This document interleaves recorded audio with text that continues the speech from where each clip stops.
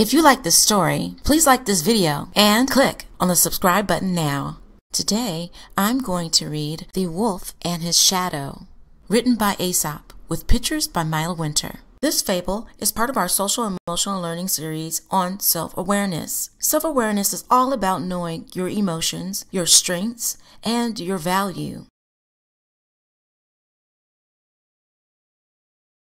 You will hear the following vocabulary words in this Aesop's fable. Blotted, something that is marked or stained. Lair, a place where a wild animal lives. Struck, to hit something hard with force. Punny, something that is small and weak. The wolf and his shadow. A wolf left his lair one evening in fine spirits and an excellent appetite.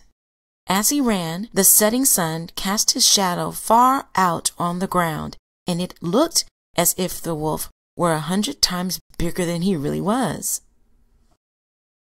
"Why," exclaimed the wolf proudly, "see how big I am? Fancy me running away from a punny lion. I'll show him who's fit to be king, he or I." Just then, an immense shadow blotted him out entirely, and the next instant, a lion struck him down with a single blow. The moral of the story is, do not let your fantasy make you forget reality. Focus question 1. What mood was the wolf in when he left his lair?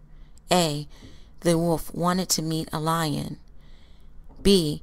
The wolf left the lair in fine spirits and an excellent appetite. C.